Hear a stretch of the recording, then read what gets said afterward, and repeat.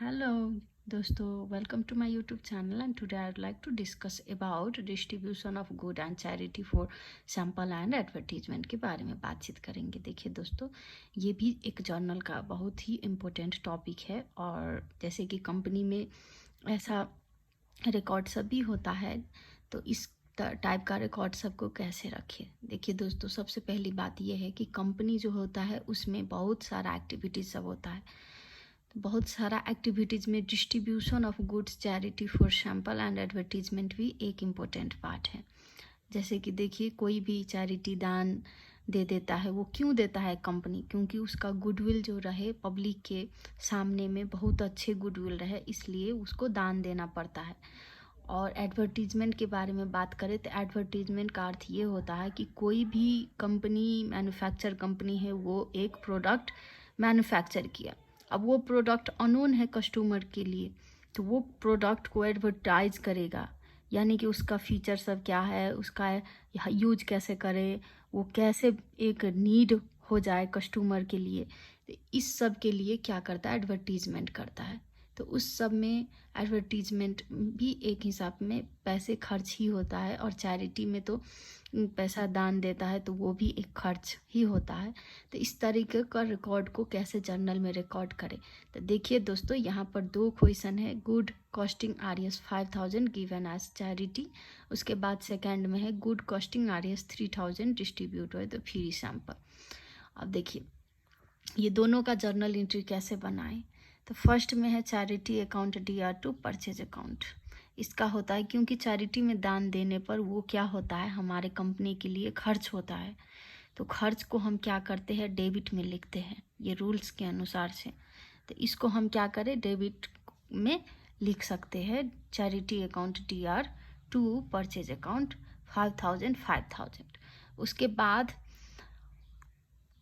2 नंबर में है good costing RS 3000 distribution as free sample. इसका अर्थ ये होता है दोस्तों कि फ्री सैंपल, हम कोई भी प्रोडक्ट मैन्युफैक्चर किए हैं तो उसको फ्री में बांट दिए हैं। बांट कर कस्टमर सबको, ये कस्टमर सब पता लगाएगा कि इसके यूज के कैसे करें, इसका एडवांटेज सब क्या है। तो उससे क्या होता है कि कोई भी जो न्यू यूनिक प्रोडक्ट होता है वो कस्टमर सब यूज करना लगता है और अपनी हैबिट बना लेता है, उसका जो नीड सब होता है वो फुलफिल करते हैं। तो इसलिए उसको सैंपल में बांटना पड़ता है, पब्लिक को, कस्टमर को बांटना पड़ता है। तो वो भी क्या हो गया, एक हिसाब से हमारा खर्च ही हुआ।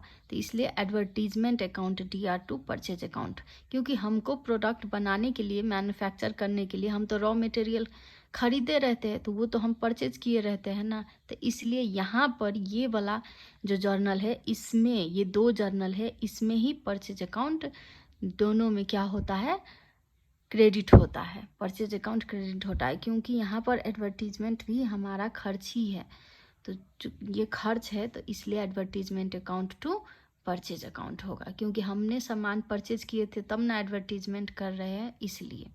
और चैरिटी में दान देने पर वाकई वो प्रोडक्ट भी हो सकता है, कोई भी कष्ट भी हो सकता है, पैसे भी हो सकता है, कोई भी प्रोडक्ट भी हो सकता है, वो हम खरीद कर किसी भूखे इंसान सबको दे देते हैं, दान में दे देते हैं, तो इसको बोलते हैं चैरिटी। तो देखिए दोस्तों, हम ड्राइंग ऑफ कैपिटल भी इसमें ही लाए हैं, क्योंकि इससे प्रीवियस जो वीडियो था उसमें हम बनाते थे लेकिन बहुत शॉर्ट हो जाता था, तो बहुत लंबा टाइम लगेगा। तो इसलिए मैं चाहती हूँ कि अब जर्नल को ऐसे ही 2-2 करके एक्सप्लेन करें और उसके बाद आपके पास लेजर लेकर आएंगे।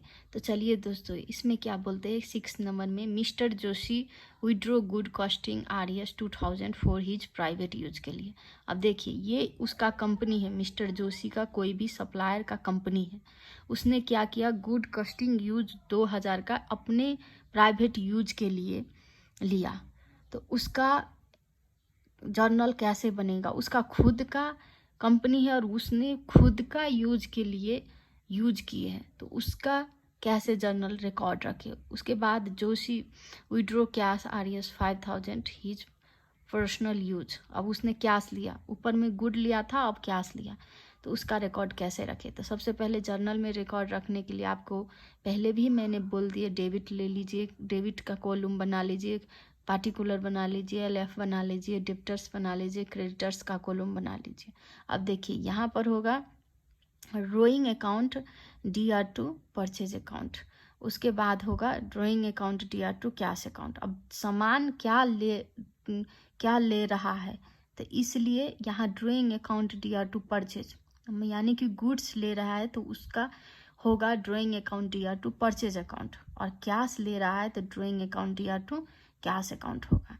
तो दोस्तों आपको कैसा लगा मेरा वीडियो और क्या समझ में नहीं आया, तो आप कमेंट बॉक्स में कमेंट कीजिए। अच्छे लगे वीडियो तो सब्सक्राइब कर दीजिए, लाइक कर दीजिए। हम ऐसे ही आपके पास वीडियो लेकर आएंगे। इसके बाद हम दो करके ऐसे ही एक्सप्लेन कर देते हैं जर्नल का सारा, तो आपका जर्नल का सारा रिकॉर्ड मालूम चल जाएगा कि एक कंपनी में विभिन्न सारा रिलेटेड सब होता है। जैसे परचेज के बारे में हमने बात किए थे, सोल्ड के बारे में बात किए थे, सोल्ड रिटर्न के बारे में बात किए थे, सेल्स के बारे में अब बात करेंगे।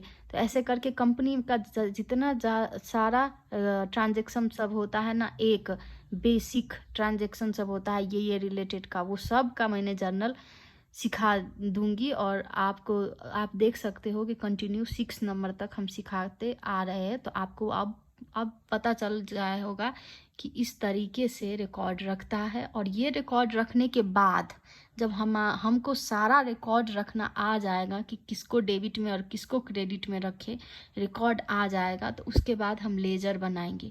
लेजर बनाकर उसके बाद हम पता लगा सकते हैं कि हमारा कंपनी का क्या है। उसके बाद हम जाकर के ट्रायल बैलेंस बना सकते हैं, ट्रिपल कॉलम बना सकते हैं, फाइनल अकाउंट बना सकते हैं, कैश फ्लो बना सकते हैं, और हम पता लगा सकते हैं कि कंपनी का पोजीशन क्या है।